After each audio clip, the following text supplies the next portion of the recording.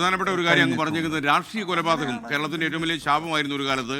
ഈ രാഷ്ട്രീയ കൊലപാതകങ്ങൾ അരങ്ങേറുന്ന സമയത്ത് പലപ്പോഴും ഈ പോലീസുകാർ രാഷ്ട്രീയക്കാരുടെ അല്ലെങ്കിൽ താല്പര്യക്കാരുടെ പക്ഷത്തേക്ക് പോകുന്നു എന്നൊരു പരാമർശം ഈ പുസ്തകത്തിലുണ്ട്. എന്താണ് അങ്ങ് മനസ്സിൽ വെച്ച് ഇത് എഴുതാൻ കാരണം? ഇല്ല, അക്കാര്യത്തിൽ എനിക്ക് വ്യക്തമായ കാഴ്ചപ്പാടുണ്ട്. കാരണം ഞാൻ IG-ആയി കണ്ണൂർ ജോലി ചെയ്യുന്ന കാലഘട്ടത്തിലാണ് ഈ വിഷയം എൻ്റെ സജീവമായിട്ടുള്ള ഇടപെടലിന് വിധേയമായത്. അതിനു മുൻപും ഇക്കാര്യങ്ങൾ എൻ്റെ ശ്രദ്ധയിൽ വന്നിട്ടുണ്ട്.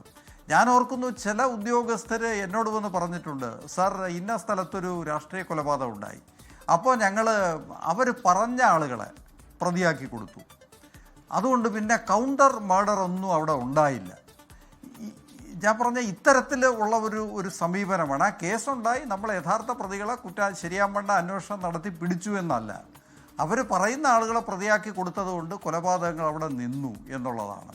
അങ്ങനെ ഒരു പ്രവണത പലവിധ കാരണങ്ങൾ കൊണ്ട് അവിടെ നിലനിന്നിട്ടുണ്ട്. സത്യത്തിൽ അക്കാര്യത്തിൽ ഞാൻ കുറ്റപ്പെടുത്തുക ലോവർ ലെവലിലുള്ള ഉദ്യോഗസ്ഥരല്ല, ഉയർന്ന റാങ്കിലുള്ള ഉദ്യോഗസ്ഥരാണ് ഇക്കാര്യത്തിൽ മാതൃക കാണിക്കേണ്ടത്. കാരണം ഒരു കൊലപാതകം ഉണ്ടായിക്കഴിയുമ്പോൾ അത് രാഷ്ട്രീയമായാലും അല്ലാത്തതായാലും ഈ കുറ്റവാളികൾ പിടിക്കപ്പെടും.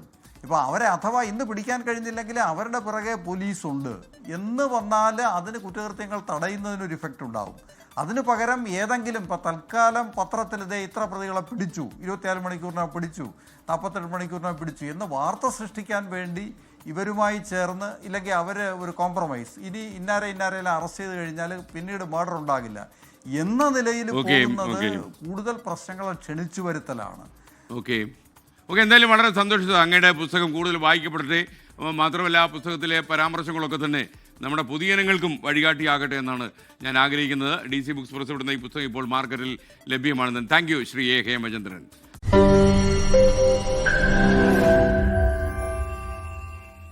ലോകത്തെവിടെയായാലും ഏത് സമയത്തും 24 വാർത്തകളും ഓഗ്മെന്റഡ് റിയാലിറ്റി പാക്കേജുകളും എക്സ്പ്ലെയിനറുകളും വിശദമായി കാണാൻ ഞങ്ങളുടെ YouTube ചാനൽ നിങ്ങൾക്ക് സബ്സ്ക്രൈബ് ചെയ്യാം.